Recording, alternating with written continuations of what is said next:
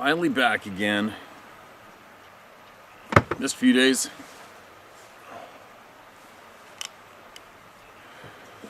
Too busy, sometimes just too beat up. I'll be getting up early every couple days, every 2 days, get up 4 o'clock, then taking off.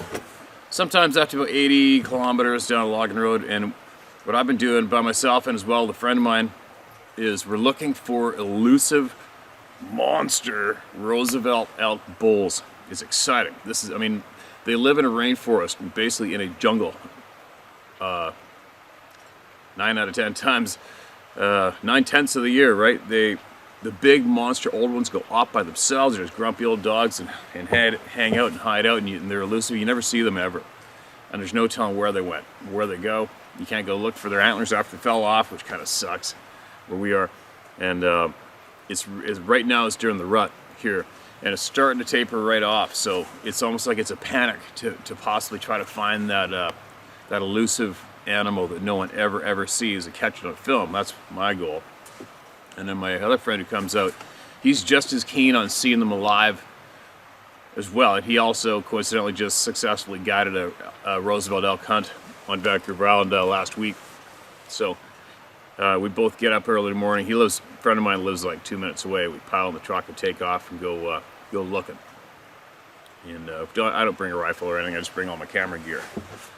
And it's tough because it still hasn't rained. So the dry, hot weather affects them too. It makes them tougher to find. They just hole up in the deep timber in the river bottoms and they stay there. And there's nothing you can do about it. So yesterday, I went to a new zone. Because what happened was a friend of mine who lives in a remote coastal town, and he's also a past hunting guide. Well, he's driving home from up north. I think he's on his way home, and he has to travel that 85 kilometers of logging roads just to get back to their home, which is on the ocean. It's a fishing lodge. And he stops to take a pee, and all of a sudden hears this elk screaming his guts out right across the logging road, goes and looks and gets this quick snapshot of this absolute monstrous beast of an elk. Easily 1,000 pounds plus, and he is right where I've been trying to find him. I'd love to find that monster elk and get some real cool high-def video of them. They're so elusive, right? And we drive through that area every year, dozens and dozens of times, getting to where the boats are tied up. I've never seen them there ever, and he's been sitting there, running around there, living his life, absolutely elusive. And for me, it just drives me crazy. Because I love looking for that elusive buck that nobody ever sees, or that elusive bull, whatever. And I love it. Like as an example, I chased down one buck one time. I was aware of him for 5 years and kept him in the back of my mind until he finally matured past his prime. And I only physically saw him twice in 5 years. And I intentionally went looking for him every year. I love it. It's fun. So I went yesterday and all we did was find a bunch of cows. I got one reply in the middle of the night, in the dark, not middle of the night, about 5 in the morning. I was bugling in the dark to see if I could get him to reply, and I got one reply, and that's it, he shut up. And we went back up there later, again when you could see, and found a part of his herd down in the dark timber, and I videotaped them. Shared it. I would have shared it at the beginning of this video, I hope. So that's what I've been doing. And by the time I get home and do all the chores done, I'm just absolutely beat, and haven't made a couple videos for a couple days, but there's so much to share, it's stupid. What else? Yeah, today I gotta go murder, I gotta kill 7 roosters. I finally laid down the law, and I've completely fenced in the laying hens area, coop, to keep them all in there. They're shitting all over the frickin' back porch, shitting everywhere. It's just disgusting. You just can't have that happen in your home. But unfortunately, the 7 roosters in there are just having a frickin' rape fest. It's kind of nasty to witness, so they gotta go. And I actually nicknamed the coop Epstein Coop. Epstein Chicken Coop. And I actually named a bunch of the roosters. One's named Bill Gates. Another one's named Clinton. And I named a handful of other rapist celebrities who took advantage of all those poor young people on Epstein Island. So, yeah, it's kind of sad, kind of creepy. Anyway, I'm not really in that much of a funny mode this morning. So, what else? Moving along. Oh, hold on a minute. Something I haven't been doing. You know, like I said before, you guys, I don't encourage people to send me things ever, all right? But people seem adamant at times, and they want my address and they want to send me something. So, okay, here you go. Just make sure it doesn't explode. So, I have a couple packages here. Said to me, don't know what they are, don't know who they're from. Just don't know. We're gonna find out. And here's the number 2 knife that was sent to me, and I've already used it on my elk. And yes, this was meant for Sarah, but it's mine. Don't worry, I told her. I showed her. She gets it. Alright, what do we got? There's a note here. Steve thought you might enjoy these gifts and maybe use in your videos once or so. Have fun with them. Alright, Candy, here we go. What are in these boxes? Hopefully they don't blow up. I'm sure they would have by now, I'm guessing.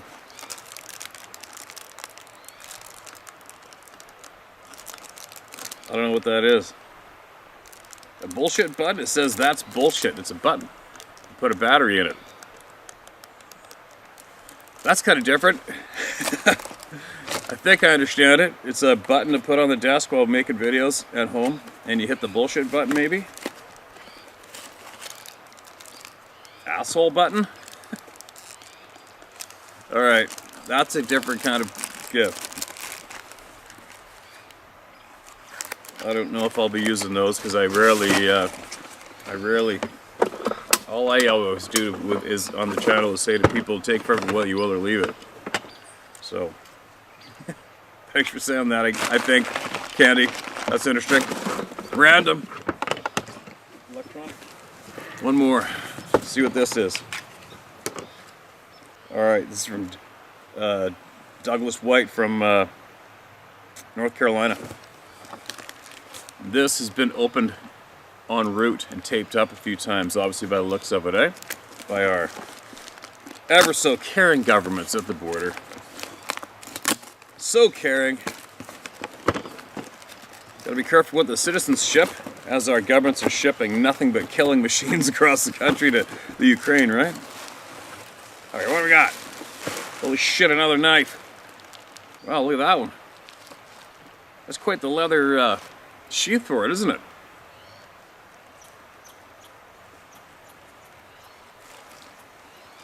That is a full-on Skinner there. A sharp one. Canadian steel. Huh. Another knife. Holy shit. I don't know what I'm gonna do with all these knives, you guys. I try to use them all, but usually I've only got like 1 or 2 knives and that's it. But that's a very kind gesture, very kind gift. Thank you. Thank you very much, Doug. That's pretty cool. And like I said, you guys, sometimes I don't know why gifts just make me feel kind of awkward sometimes. I wasn't really accustomed to receiving gifts through my lifetime. But anyway, thank you so much. And to everybody else, no, I don't encourage people to send me stuff, okay, you guys? Out of respect for you guys too, I'll open them on video. What'd I do with that little knife? All right, I think the letter is meant for me to read out. Here we go. It's handwritten. It's handwritten better than I can write, but it's still probably gonna be tough for me to read, so I'm gonna have a go at it. Ready? Hello, Steve. I hope this finds you well and rested from your time in the wilds. I know when you get on the downside of 50 that it takes longer to recuperate. It's been a refreshing change to watch your videos, despite the mispronunciations. I know hard it is to say Adirondack. I actually intentionally say different variations just because it's fun to stick it to those New Yorkers sometimes, because they love it. I hope you don't take my teasing to heart. Never. I would never. You have... I can't read that the bracket part. Anyhow, I want to present you with a gift. It was given to me by an army brother. We went through a lot of shit together in the 80s. While we weren't at war, we provided nighttime border patrol on the former West German-Czech border. He was a Mi'kmaq native of the Aroostook. I can't read that one. I hope I'm not butchering it. Aroostok tribe from northern Maine and passed on a few years ago. I've had this for over 40 years and received it in a small ceremony at his council. He told me it's a moose skinner. We don't see many moose here in North Carolina. I thought you might be able to put it to better use than just sitting in my collection. I hope that one day, if you ever get out of the Great White North again and make it to the south, you'll do me the honor of taking you out for a beer or a coffee. Warm regards, Douglas White. P.S. Semi-retired photographer. I love your cinematography. Apologize for my penmanship. It's worse than your pronunciation. Oh yeah, boom. Okay, man. Wow, that's a huge gift. Wow, that's a very, very huge gift. And I will, in honor of that man, for sure, I will put this to use on one of my big game harvests for certain. And we'll never forget that man, will we? Appreciate that, man. Kind people here, isn't there? There's so many kind people here. Put that away. Now, these are about to get lost. Holy shit, I think I just saw a fish move over there. Let's get some listening in, some reading and listening to some voices that need to be heard, alright? Need to be heard. Now,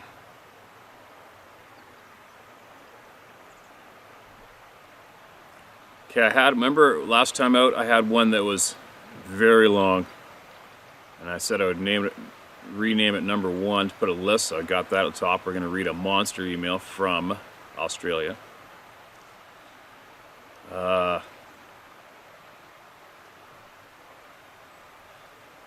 Here's a short one.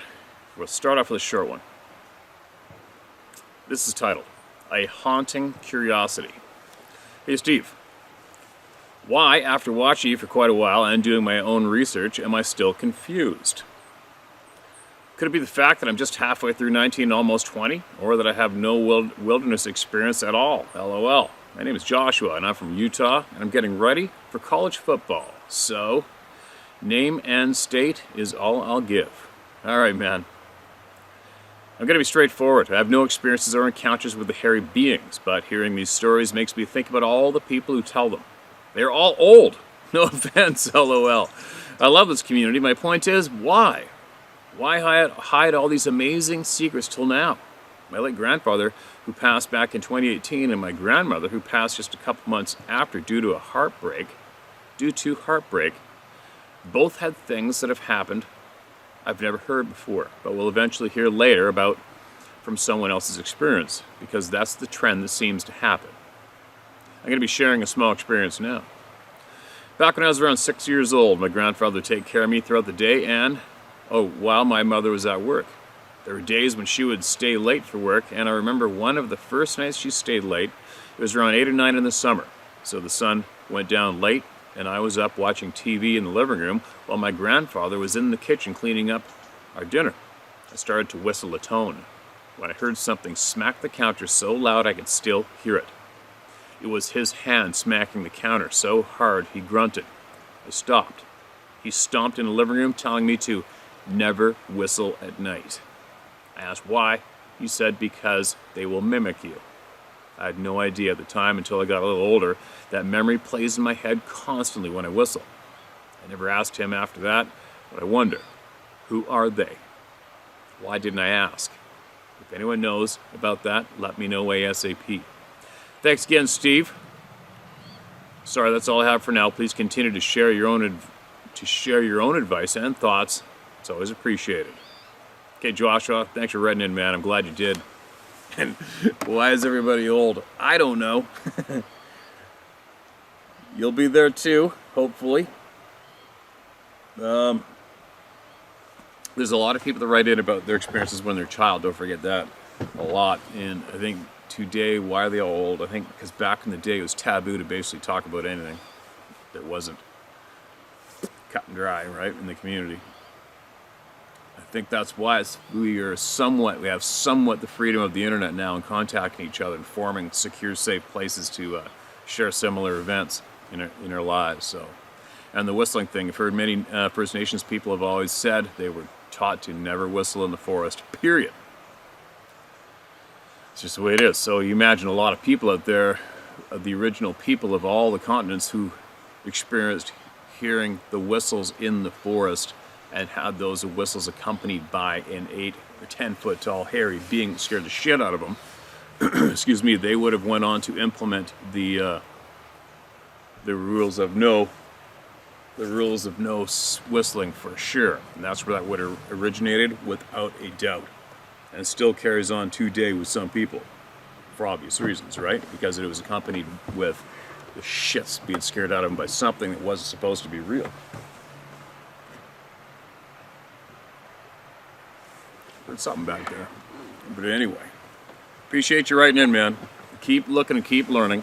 And hopefully you can as well find a group of people in person who all respect the fact that we are all being misled, we are all being lied to. Our education is a system that isn't correct.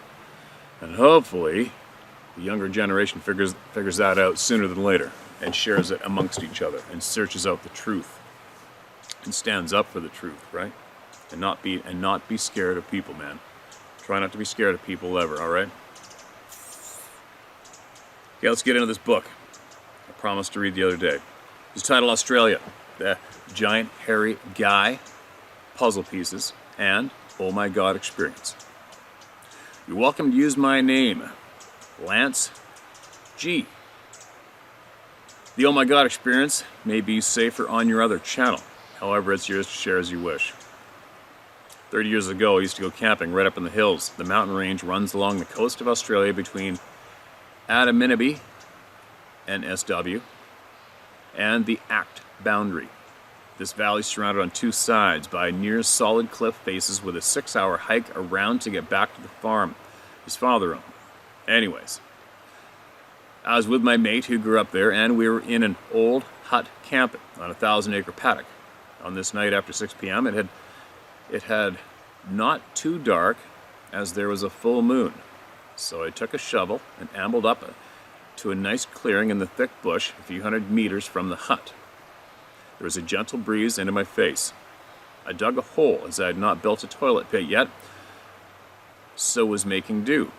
After I sat on a log in the dark enjoying the night, I was close by on the southern side of the clearing, which was only maybe 15 meters wide all up, when I started to hear a lot of noise coming from the direction of the big steep cliff. I knew it was impossible for any person to come down off of there, let alone an animal, and the noise I could hear coming down the cliff area for perhaps 20 minutes. First I heard it faintly, then progressively getting louder than anything I've ever heard in the bush. Perhaps a large deer coming along the sides at the base and then down. But the noise started getting really loud. Some large, huge thing was slamming through the brush. It was a hell of a racket, and trees were getting snapped off. I could hear it. The noise is like motion on 2 legs, not 4 legs. I was really intrigued. And though only a giant animal like a huge bull or camel, or even silly enough, an elephant, all which was not likely, settling myself down, I decided to wait. As I was sitting motionless, nice and quiet, it would pass me by, but very close. So I waited, and then this giant, massive thing on 2 legs with 2 arms strode out into the clearing approximately 7 meters from me. I could clearly make out what it was. I shifted a fraction as absolute horror crawled up my spine. I realized and instinctively felt this was some unknown giant, savage, intelligent animal. It had just become aware someone was there with it. It seemed to pick me right out in the dark as something very close to it. It got very irritated, made a really low, aggressive, forceful sound. Hard to describe. Sound gruff/growl, but I got the intent loud and clear. I could feel the rage pushing at me and felt it was an impulse from a savage attack. It stepped to the right, literally soft-footed it to that side. That step seemed to cover approximately 4 meters. Okay, it's a little tough to read this one, so be patient with me, you guys. I'll do the best I can. It made no noise where it should have. Should on the dry bark and bush underfoot. I felt I had to announce my presence as approximately 1 minute had ticked by, and it felt like eternity. I said, low voice and neutral, and very, very softly, "Steady there, fella, I'm sorry I startled you." To which it moved directly into the shadow of a large 600 diameter gum tree that was behind it, just at the edge of the clearing. It was well past the tree. I could see it okay, but the shoulders and part chest stuck out on each side of the shadow the tree cast over it. It was very surreal in the moment. It standing in the open right in front of me, but it still stepped into the shadow of the large tree. It had the moon to its back and overhead, so it was mostly in silhouette. I reckon it was at least 9 feet tall or more. As I've seen that tree in the daylight, there was a large branch over 8 feet off the ground, and it ducked, leaned to the right to duck under the branch.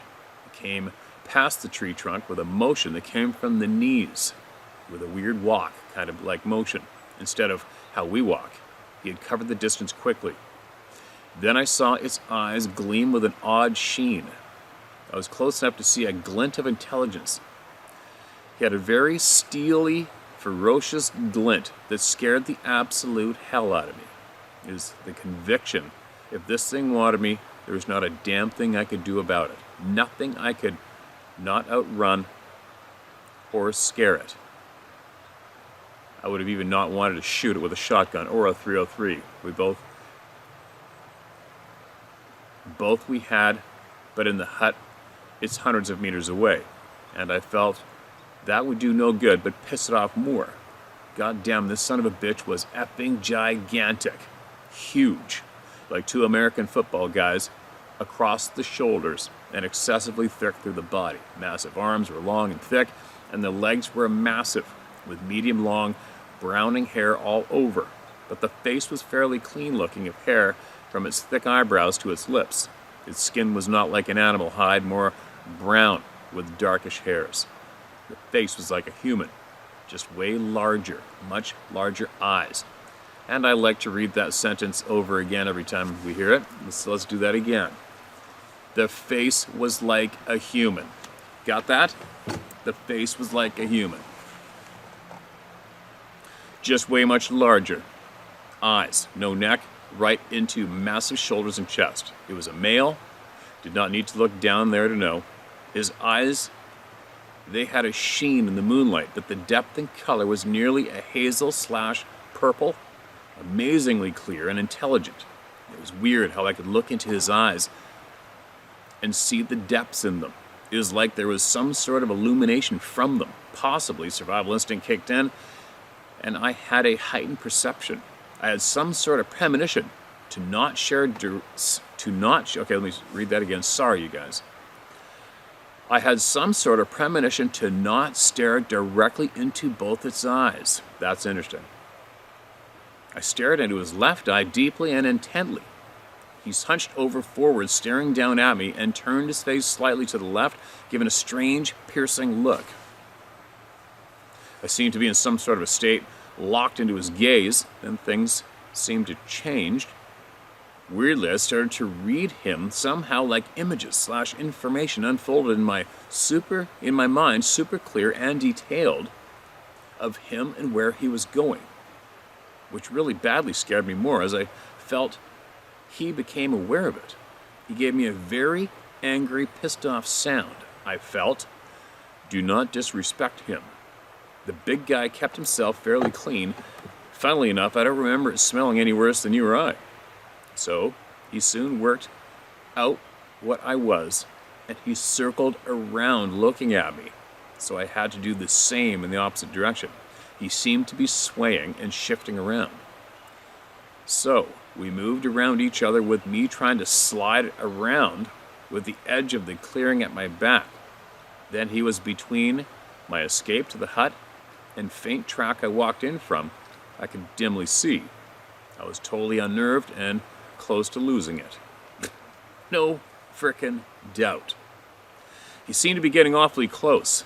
I kept backing away without trying to make it obvious. Then he got what I was doing. So I stopped and just then felt my guts churning. I felt totally screwed in my guts. I knew I was effed. So I kept going backwards. Just as I was about to bolt, he moved towards me. Ugh. I flipped the toilet roll I had somehow been holding all this time up in a loop in the air towards his face to distract him. I'm probably the only guy to have toilet rolled a Yowie. And I ducked past him and bolted for dear life all the way to the hut to get the guns and bunker down. I screamed my mate's name and tried to alert him this thing was after me. I got back to the tin hut.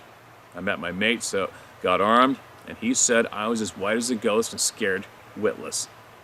I had to convince him to arm and not go out there and stay away from the doorway and window frames. I was badly scared. I felt terrified that I was going to be taken, and what I had seen in my mind and in his eyes nearly made me lose my shit.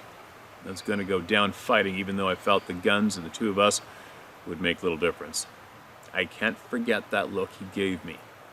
We did not get any sleep, but the dogs came and cowered under the beds. This thing, they wanted nothing to do with. Morning came and we went out and looked and found tracks and a path of destruction where it came down the bottom of the mountain. The nearly full toilet roll I flicked at him was nowhere to be found. I'll bet he could use that. Had nothing to record info with, just my mate to witness the rough prints and heavy path destruction, the bush, where it came through, and the state of me and his dog's reactions. We tracked it for a bit past the clearing and across into a rough bush, but all of a sudden, poof, they disappeared, and we got uneasy. The next night we went out with guns. I would not have gone, but I was not going to let my mate go out there alone with it, or be alone there by myself. My God, I was scared to hell. But just had to suck it up, strap a set on, and go search. With torches, we went back up there with the dogs where it vanished. After 3 hours, the dogs let out a weird screams and whimpered and bolted for the hut. Uh-oh. Later, found them under our beds where they dug holes to hide.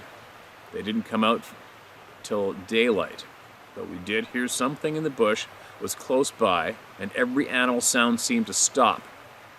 So after a bit, we left, but we were shouted all the way back to the hut. We both saw it partly silhouetted a ways from our hut, but it prowled around that night, and every once and again over the next few years, it gets very quiet at night. We told my mates he was a farmer and axeman that had worked these mountains since he came back from the war, and he told us stories from the area and not to go up into the Blue Lake at Devil's Hole or we may not make it back. Basically, the axeman, the lumberjacks you call them, had terrifying experiences up there, and no one would work up there, even for a bonus. He also asked us not to report it, as there would be countless idiots all over his place. Well, much time has passed, thanks for place to get it. Well, much time has passed. Thanks for a place to get it off my chest. I've cut this down considerably, as there was more to it, and my mate said I was gone for near 3 hours. He thought I had gone for a walk in the bush, which we did time to time. I seem to have lost some time. Regards, Lance G. And it still continues. Losing time, that's a scary thing. It's happened to a lot of people, right? Other puzzle pieces, events.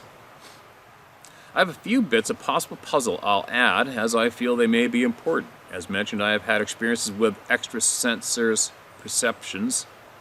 Just something I've been able to do as long as I can remember. That disturb me, as well, and others, when I've demonstrated being able to view others are doing behind my back in other locations. People get uneasy.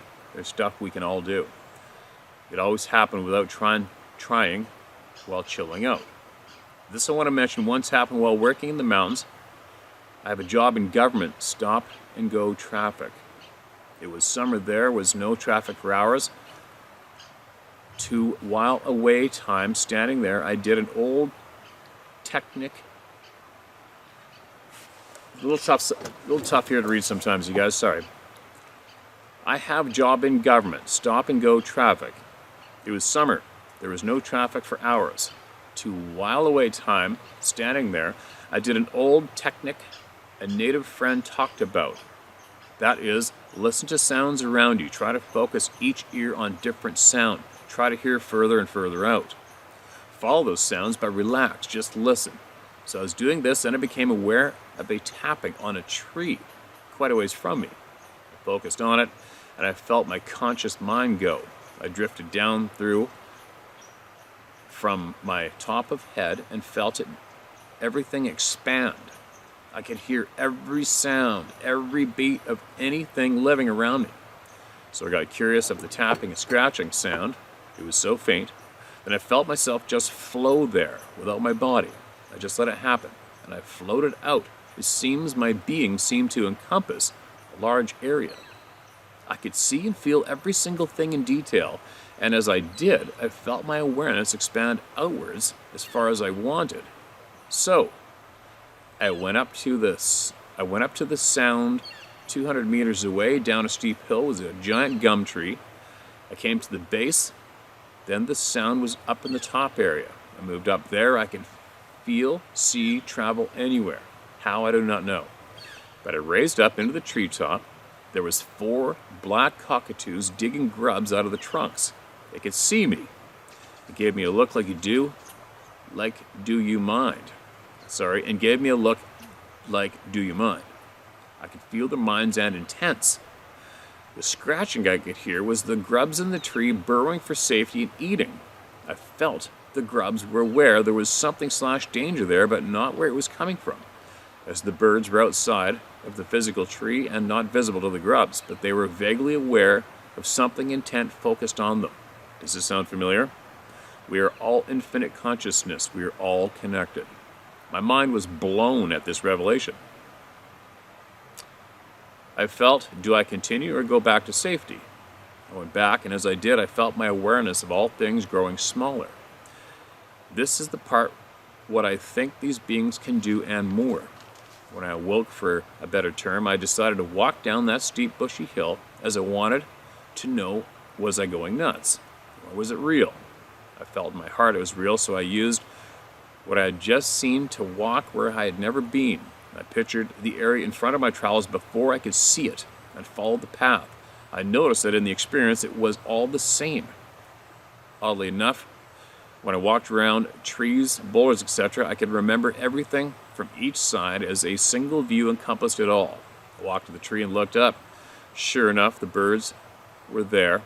They were dropping wood and bark down on me, digging out the grubs. And they stopped and looked at me to say, "Oh, you again." Well, that's definitely different, and that gets the brain working, right? There's another title, The Oh My God Experience. Okay, the experience that destroyed my view / take on life more so than the big fella in the bush. You ask questions, so here we go. Question: are we simply here and that's it in the real world? Here's some puzzle pieces. What I really want to talk about. I'm a little concerned, as I'll explain. I was working on a train station in winter, in the early evening in the mountains. We had a train to take people through the tunnels up into the mountain ski resorts. A dark gent, like an Aboriginal man, was some African, but like none I've ever seen before, he was completely different. I was reading some sites on prehistory and found some images of heads of statues, like ancient Egyptians, and it was nearly a perfect fit for how he looked. Oh.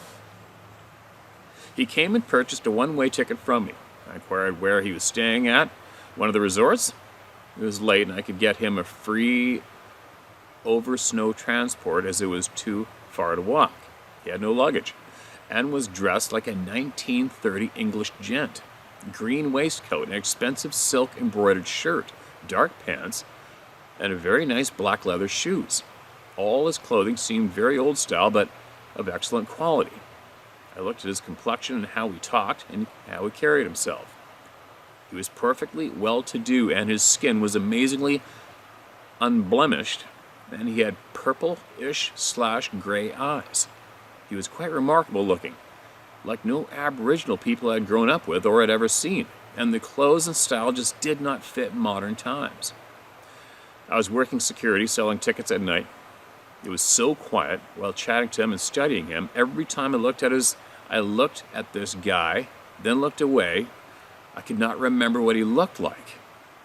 I was intentionally studying him, but each time I looked away, any description of him vanished. I tried harder and all but pulling a notepad out to jot down his description as I felt something outside of my control was happening to me. I was concerned but could not put my finger on it, and I was becoming concerned for him, as where he said he was going was remote, out in cold, and no houses, just a road up into a mountain pass between the ancient pillars was his destination. So I had a good conversation with him. He seemed amused that he said to me, "I can feel your concern for my well-being, and I thank you for it. I'm okay. I'm going to meet friends. They're expecting me." He seemed really thankful for my genuine concern for him. I replied, "Okay. I'm just making sure you're okay. Do you need help or assistance?" He said, "No. People are there at the stone pillars waiting for him." I said, the only stone gateway on the road to the mountain summit are two ancient upright granite boulders on either side of the road. I've heard locals call it the ancient portal, amongst other names. He used another name for it, and he said, it has been there since time immemorial in the far distance past, but it has changed much, along with the area used to be lush and much different. Basically, he was describing it being there and in use by many different beings. He mentioned quite a lot of information. Basically, they were few and far between. Then he said many types of peoples and groups over a large time span had used it, and others had come and gone.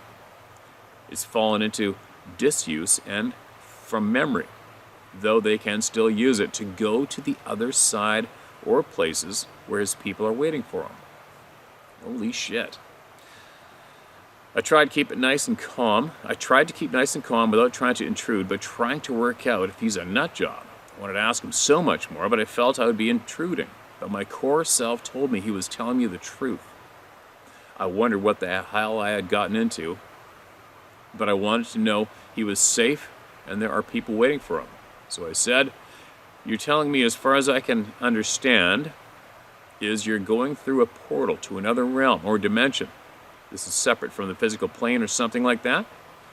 Why I had that concept idea, I had read Silver Canyon by Louis L'Amour. I think it was, he included native beliefs from American West he had collected and experienced. So strangely enough, I was open to his explanation.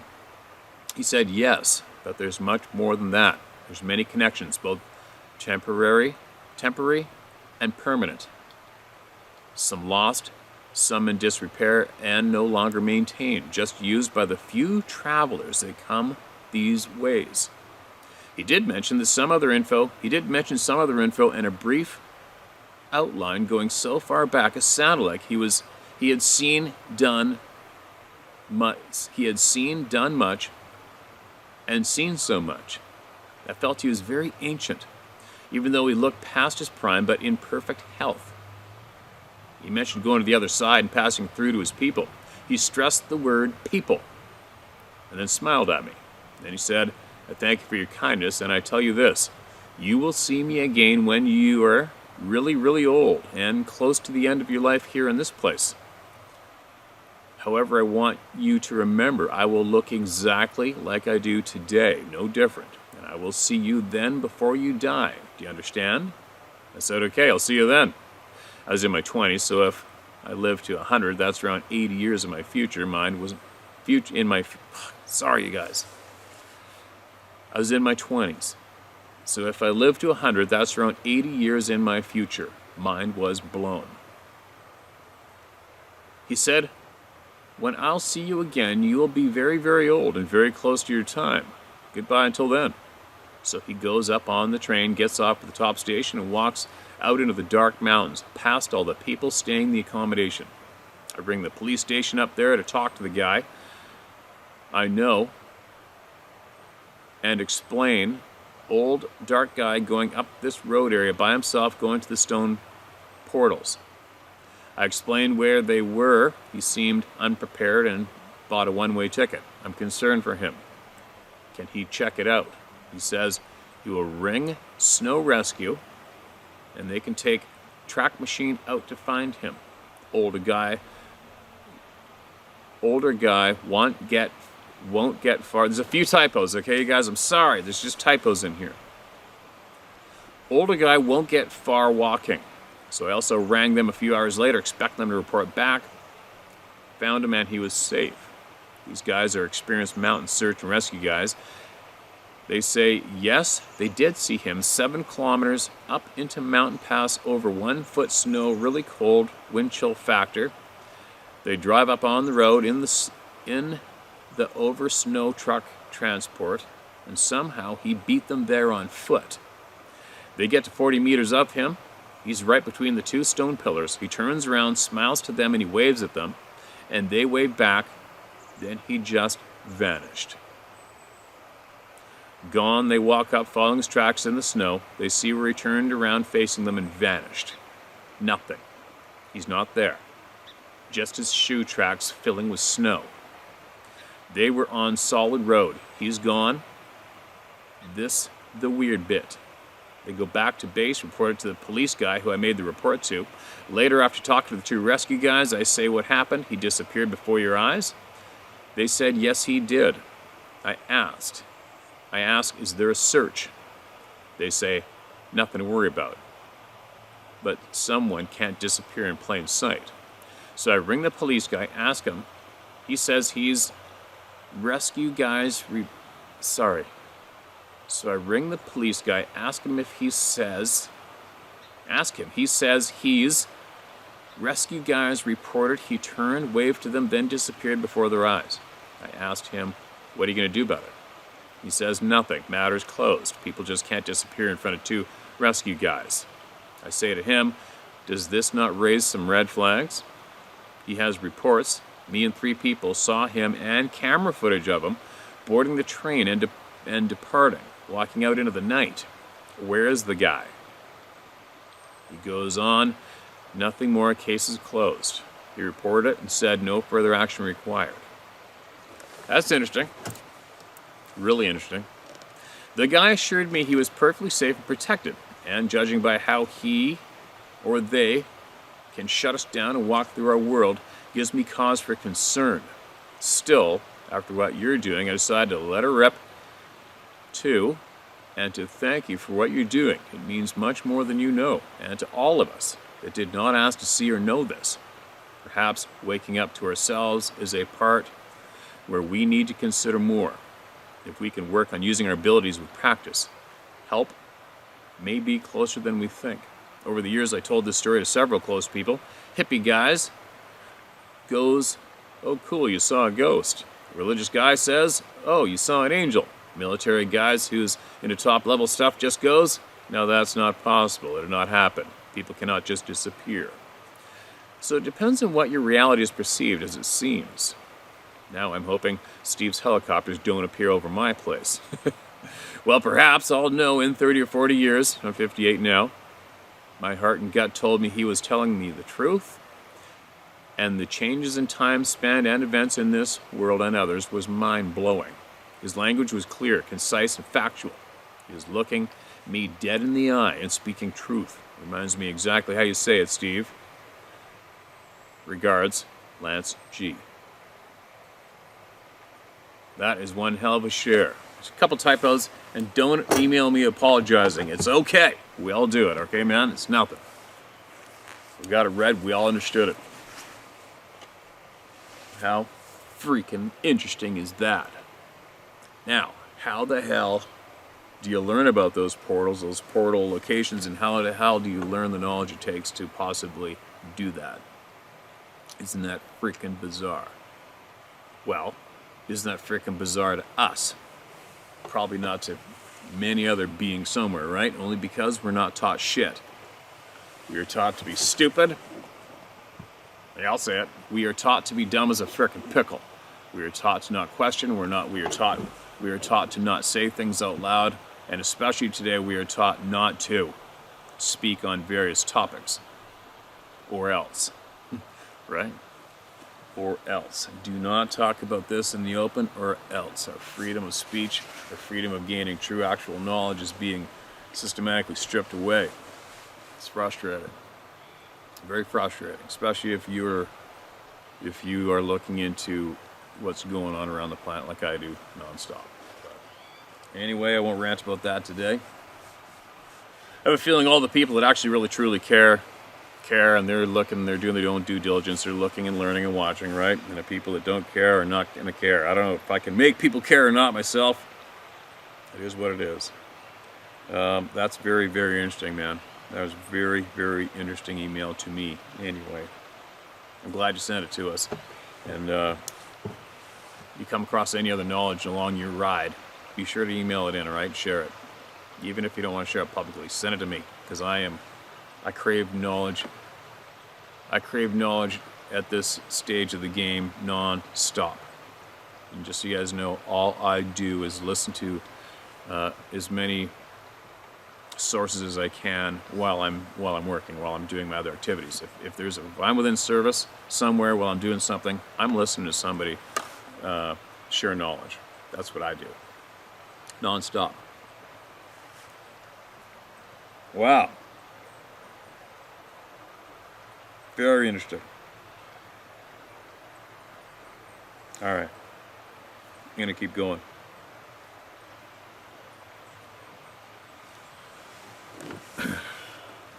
Recent picture of modern day human. Steve, a quick tidbit about the recent photo you shared with us regarding the modern day human. All right, that would have been a while ago, and somebody sent in, I think it was our scientist friends sent in a photo, or it's actually a drawing of what they feel. What was it again? Sorry, you guys. Start up. Modern day human. What they sent in a photo drawing of what they felt modern day human way back in the day would have possibly looked similar to. All right, many of you remember that. If I can find that picture, I'll post it up again, but it might take a lot of digging. So, this is dated as well, July 28th, okay? Steve, a quick tidbit about the recent photo you shared with us regarding the modern day human. When you showed that picture on the screen, I got chills. That is so very close to what I saw at a lake here in Oklahoma. If you took that and crossed it with an orangutan, the one I saw had a little bit more hair on top of its head that was red in color, and the crazy thing is this thing had a part right down the middle of its head, and its hair, not fur, hair, almost looked groomed. I could only see it from the chest, from about the chest high up. It was looking at me through some brush and trees and was fidgeting back and forth like it was trying to get a better look at me and what I was doing. This is the same area as my last email I sent you regarding the dangers of gifting food to these things. I would leave food, do 3 tree knocks, letting them know the food was there, and walk out.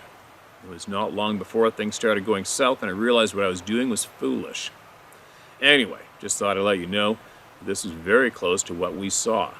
Thanks for sharing the picture and all the work you're doing with these scientists. Prayers for Edgar. Hope he's doing better. God bless you, Steve, and everyone at the Round Table of Knowledge. Chris from Oklahoma. Chris, appreciate it, man. I'm glad you passed on the caution of doing what you're doing with the food and beating on a tree. And I absolutely agree. Care for what you attract, care for what you wish for, right? Okay, I got another one here that's, I'm going to let her rip one more, okay, guys? And I got to get home and take care of the rooster problem, and then I got to climb on the roof of the man cave and keep going. Hi, Steve. Hope you're well in all your relations. In one of your videos, a woman emailed that she was tribally enrolled. I, too, am tribally enrolled with the Seneca Nation of Indians from the border of New York and PA. I am actually Corn Planter Seneca Bear Clan that was forcibly removed from our homes in the early 60s to construct the Kinzua Dam. I was only of 6 at the time, and I was there when they desecrated our ancestral burial grounds. I wish I could say it was only a nightmare and not a reality burned into the heart of my being. The tribal enrollment, as I have come to understand it, began when our nation was forced to accept citizenship. It's the government's way of keeping track of us, you know.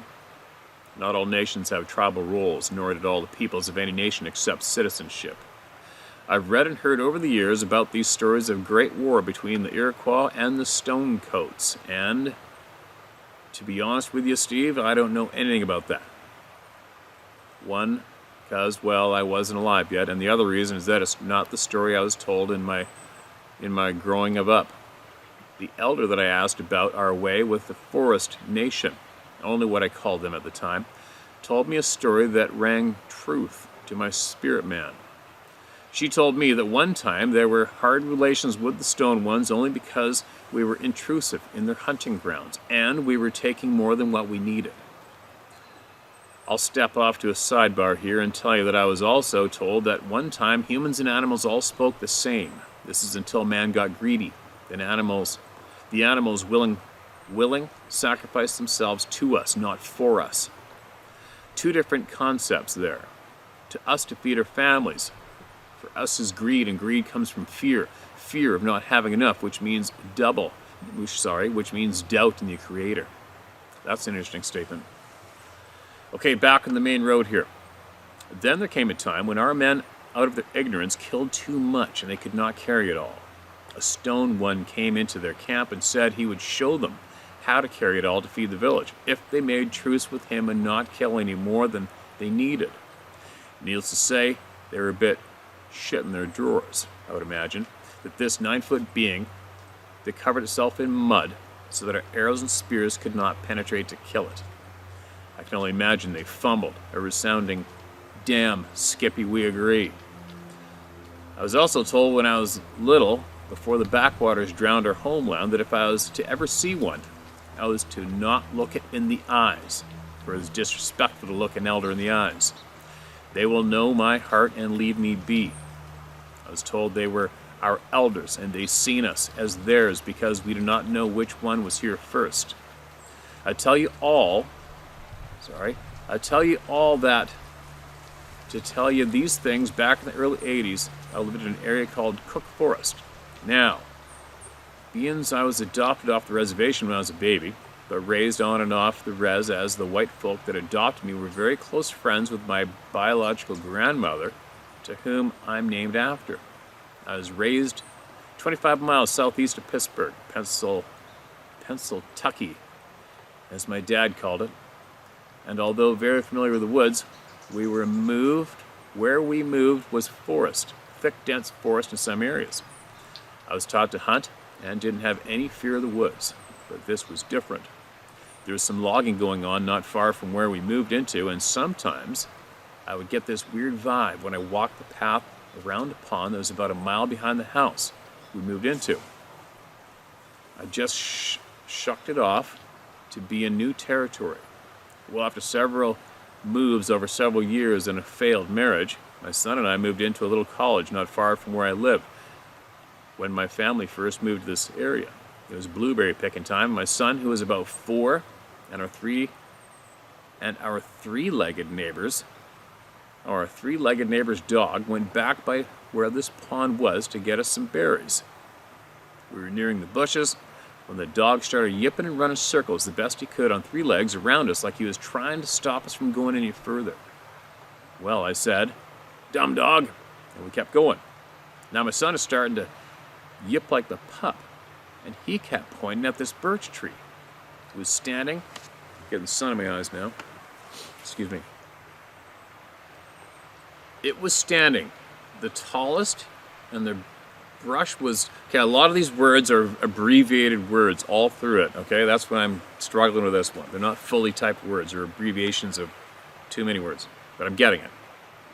It was standing the tallest, and the brush was just too thick to make out much other than shadows. I looked and didn't see much of anything, but damn, what is that smell? I thought it might be from the old abandoned cabin in the outhouse, but this smell was coming from the wrong direction if it was the cabin. Then I see the tree move. Not the base of the tree, but up about 15 feet. It was swaying like it was being shook at the base. My first thought was a bear rubbing its back. But damn, that was one big-ass black bear. And then I heard and, well, I felt a branch get snapped. It was green as green could be, this branch, and it was snapped like a twig. Then I heard the grunting. It was very thick with underbrush and just thick forest stuff, but I could hear and feel the footfalls. I grabbed my little boy under my arm like a sack of taters and ran till I got to that old 3-legged hound. The smell was like something I'll never forget. My son was crying and shaking, and it was then that I remembered those elders on the reservations telling us stories of the stone ones. I went back the next day to see if I could see sign of this thing. No footprints. It was very marshy where it was, but I did see that branch. It had to be at least 2 inches thick, and as I said, green. Years had gone by since then, and I told the story. Years had gone by since then, and I told the story to a few folk. I got laughed at, as you probably guessed. I got ridiculed by others that questioned my intellect and even accused me of being drunk again. Been sober for over 32 years now. Good for you. So I kept this mostly to myself, or others that have told me their stories. Must have that kind of face, I don't know. Now in this day I live in a little town where they just instituted, you ready? A Bigfoot festival. And then folks wonder why no one takes these beings to be real. Yeah, no shit. Some folk are just out to make a buck, no matter what or who it hurts.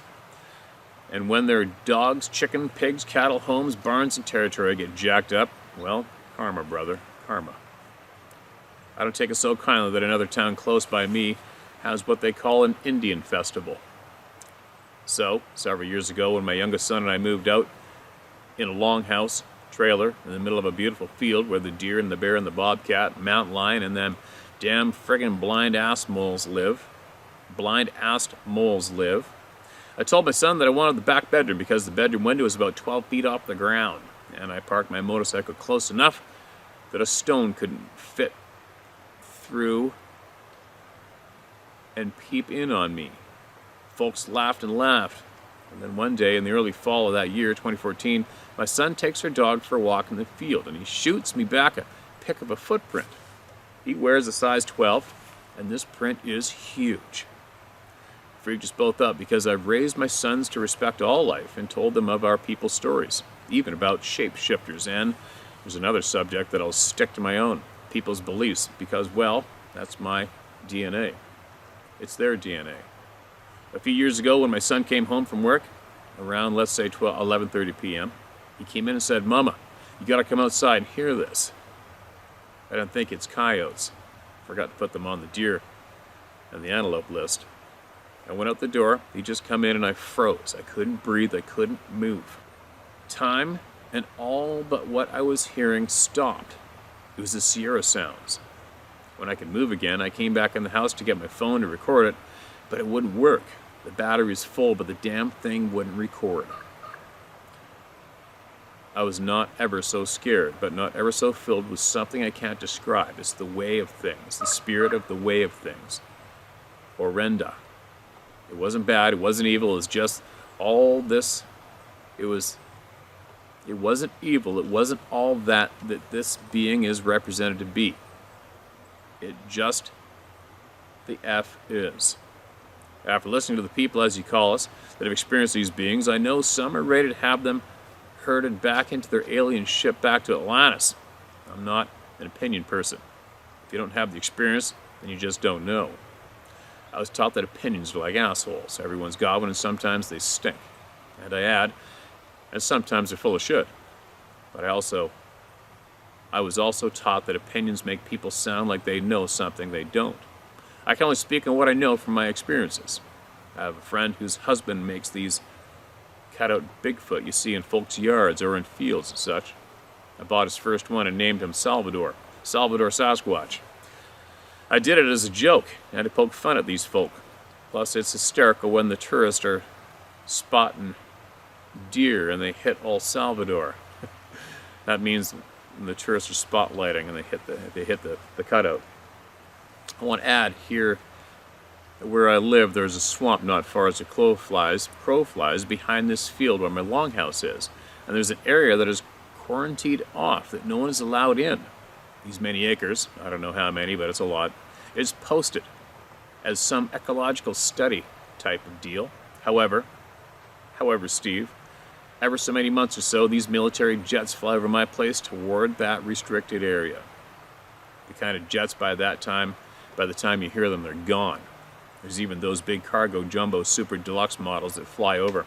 Still strange, I think, after hearing some of the stories you read. But here a few weeks back, As I sat out in the early evening with me dog, I was thinking, I wonder if Salvador is an insult to you, speaking in my thoughts to them, if they were around. I heard as if it was listening to you read your email, yes. We do not look like that, or have you forgotten? I have no recollection of my conscious memory of seeing one, but then again, maybe I do, and I'm not ready to remember it. I told this voice in my head that I want to see you, but I'm afraid. The answer came, you know we are here. You do not need proof. And with that, I'll come to something my younger son asked me shortly after hearing them speak that night. He came home after work. He said, Mama, I wonder how many times I've seen Bigfoot and didn't know it. My answer, every time. Thanks, Steve, for the opportunity to write this lengthy email, but now that I got it out, I don't feel so damn constipated in my soul, man. I won't be a tease and say, I've got more to tell you. If I did, I would, and I don't as of this date. I walk as my ancestors did with respect of all creation and keep my thoughts and my walk in a good way. Be well. Yahweh. Thank you in Seneca. Jackie. Jackie, I absolutely appreciate you sent me that email to share with everybody. Wow. And there we go. So much to take in, isn't it? My God, so much knowledge to take in. It sucks ass that we've had it all kept away from us. It's unfortunate to hear the part of when your community was flooded out. Sucks. Sucks that it sucks that the divide. It just sucks the divide that has been I feel has been intentionally thrown down on us. The divide from the people with that character flaw that I mentioned before, the character flaw of needing power control. Those are the evil pricks that have divided everyone. They've really divided us and the First Nations people a lot here in North America. The divide's sad to witness. I don't take part in it at all, and I do not have. It just really frustrates me at times to see the hate and the divide going on. No matter who we are, where we may have originated, because we are all connected. There's no way to deny it, no way getting around it. We're all connected. And what evil sons of bitches have done in the past shouldn't have anything. It shouldn't, but it does. But it shouldn't pit people against each other today, right? But it's going on nonstop. It's promoted nonstop. It's imposed on us nonstop. I'm over it. But anyways, I guess what I'm just saying is I hope that everybody, no matter what happened in the past due to the actions of some twisted evil sons of bitches, to not carry it on and impose it on innocent people today. It's just not fair. Everybody's got to start respecting each other and accept the fact that we're all connected and work together as a big, strong, kick-ass, happy community that isn't scared of anybody and fights the dark side together, right? There you go. How's that for babble? Yeah.